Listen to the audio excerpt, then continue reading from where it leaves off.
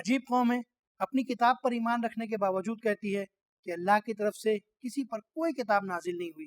ایمان کا واضح ترین اعلان کیا ہے؟ آئیں جانتے ہیں آج کے ایپیسوڈ میں۔ اعوذ باللہ من الشیطان الرجیم، بسم اللہ الرحمن الرحیم۔ ناظرین السلام علیکم، تفسیر نور کے اس پروگرام میں آپ کو خوش آمدید کہتے ہیں۔ ناظرین، ہم سورہ انعام کی تفسیر کو سن رہے تھے، اب تک ہم نے 90 آیتوں کی مکمل تفسیر کو سن لیا ہے۔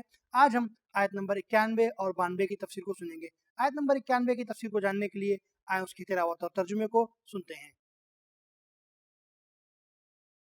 كتاب أنزلناه إليك مبارك ليدبروا آياته وليتذكر أولو الألباب بسم الله الرحمن الرحيم وما قدروا الله حق قدره إذ قالوا ما أنزل الله على بشر من شيء قل من أنزل الكتاب الذي جاء به موسى نورا وهدى للناس تجعلونه قراطيس تبدونها وتخفون كثيرا وعلمتم ما لم تعلموا أنتم ولا آباؤكم قل الله ثم ذرهم في خوضهم يلعبون۔ انہوں نے اللہ کو جیسا پہچاننا چاہیے تھا نہیں پہچانا، کیونکہ انہوں نے یہ کہا کہ اس نے کسی انسان پر کوئی چیز نازل نہیں کی۔ تم یہ کہہ دو وہ کتاب جو موسیٰ لائے تھے کس نے نازل کی تھی؟ وہ کتاب جو لوگوں کے لیے نور اور ہدایت تھی، لیکن تم لوگوں نے اسے پراکندہ صفات میں تبدیل کر دیا۔ تم اپنی مرضی سے اس کے کچھ حصے کو آشکار کرتے ہو اور بہت سا حصہ لوگوں سے پوشیدہ کرتے ہو، اور تمہیں اسی آسمانی کتاب توریت کے ذریعے ایسے مطالب کی تعلیم دی گئی ہے جن سے تم اور تمہارے آباء و اجداد باخبر نہیں تھے۔ اے رسول کہہ دو کہ خدا تھا جس نے انہیں نازل کیا، پھر انہیں ان کی ہٹ دھرمی میں چھوڑ دو کہ وہ بیہودہ اور فضول چیزوں میں پڑے رہیں۔ ناظرین، یہ تو تھی اس آیت کی تلاوت۔ اب دیکھتے ہیں کہ اس کے اندر نکتہ کون کون سا پایا جاتا ہے۔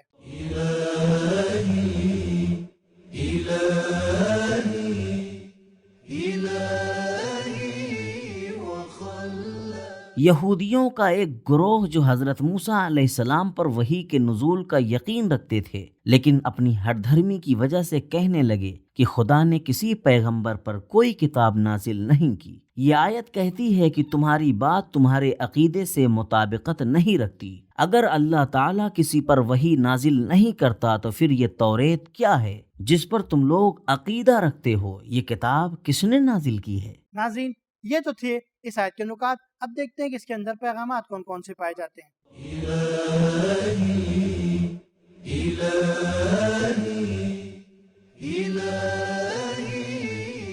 نمبر 1، انبیاء علیہ السلام کو بھیجنا اور آسمانی کتابیں نازل کرنا بندوں پر پروردگار عالم کا لطف و کرم اور خاص عنایت ہے۔ جو کوئی انبیاء علیہ السلام کا انکار کرے وہ حقیقت میں الہی حکمت، رحمت اور اس کے خاص لطف و کرم کا منکر ہے۔ نمبر 2، ابھرنے والے شکوک و شبہات کا جواب دیا جانا چاہیے۔ نمبر 3، اصل آسمانی کتاب توریت نور اور ہدایت تھی۔ نمبر 4، توریت میں کچھ ایسی باتیں تھیں جن کو یہودی علماء چھپایا کرتے تھے۔ نمبر 5، دین کی تبلیغ کرنے والوں کو بیجا اور خامخواہ مصلحت اندیشی سے پرہیز کرتے ہوئے دین کی تعلیمات اور حقائق کو لوگوں کے سامنے بیان کرنا چاہیے۔ نمبر 6، وحی کے بغیر بہت سے حقائق تک انسان کا پہنچنا ممکن نہیں ہے۔ نمبر 7، انبیاء کا فرض تبلیغ کرنا ہے، لوگوں کو بات قبول کرنے پر مجبور کرنا نہیں ہے۔ نمبر 8، دلیل کا پیش کیا جانا بھی ایک حد تک ہونا چاہیے، ضرورت سے زیادہ دلیل نہیں دی جانی چاہیے۔ یہ آیت بھی ایک دلیل ہے جس میں فرمایا جا رہا ہے کہ اب اگر قبول نہیں کرتے تو انہیں چھوڑ دو۔ ناظرین، آیت نمبر 91 کی تفسیر مکمل ہونے کے بعد آیت نمبر 92 کی تفسیر کو جاننے کے لیے اس کی تلاوت اور ترجمے کو سنتے ہیں۔ وَهَذَا كِتَابٌ أَنزَلْنَاهُ مُبَارَكٌ مُصَدِّقُ الَّذِي بَيْنَ يَدَيْهِ وَلِتُنذِرَ أُمَّ الْقُرَى وَمَنْ حَوْلَهَا والذين يؤمنون بالآخرة يؤمنون به وهم على صلاتهم يحافظون۔ اور یہ وہ کتاب ہے جسے ہم نے نازل کیا ہے، یہ ایک ایسی بابرکت کتاب ہے کہ جو کتابیں اس سے پہلے آئی ہیں ان سب کی تصدیق کرتی ہے، اور اسے ہم نے اس لیے بھیجا ہے تاکہ تم لوگوں کو اللہ کے انعام کی خوشخبری دو، اور ام القری مکہ اور اس کے ارد گرد لوگوں کو عذاب خدا سے ڈراؤ اور ذمہ داریوں سے آگاہ کرو۔ جو لوگ آخرت پر ایمان رکھتے ہیں وہ اس قرآن پر بھی ایمان لے آئیں گے اور نمازوں کی حفاظت کریں گے۔ یہ تو تھی آیت نمبر 92 کی تلاوت اور ترجمہ۔ اب دیکھتے ہیں کہ اس کے اندر نقطہ کون سا پایا جاتا ہے۔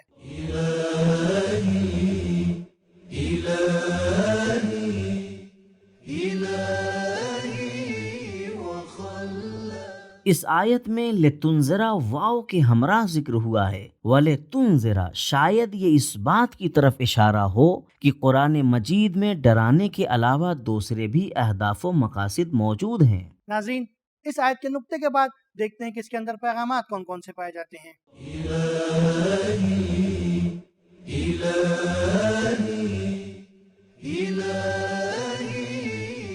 نمبر 1، قرآن مجید میں ہر دور کے لیے ہر قسم کی برکتیں پائی جاتی ہیں، جیسے ہدایت، عبرت، شفا، رشد، عزت، مبارکن۔ نمبر 2، قرآن مجید دوسری آسمانی کتابوں کے ساتھ ہم آہنگ اور ان کی تصدیق کرتا ہے، یہ بات ہدف کے ایک ہونے اور ان کے الہی ہونے کی علامت ہے۔ نمبر 3، تبلیغ کے لیے پہلے ام القری اور اہم مرکزوں سے شروعات کرنی چاہیے، اس کے بعد دوسری طرف جانا چاہیے۔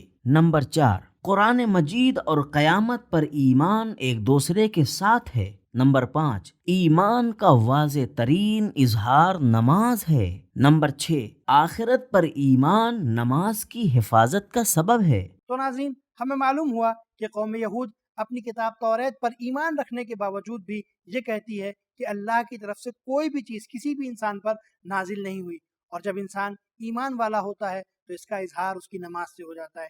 ناظرین، آج کا ہمارا یہ ایپیسوڈ یہیں پہ ختم ہوتا ہے، انشاءاللہ پھر ملیں گے، تب تک کے لیے شکریہ، خدا حافظ۔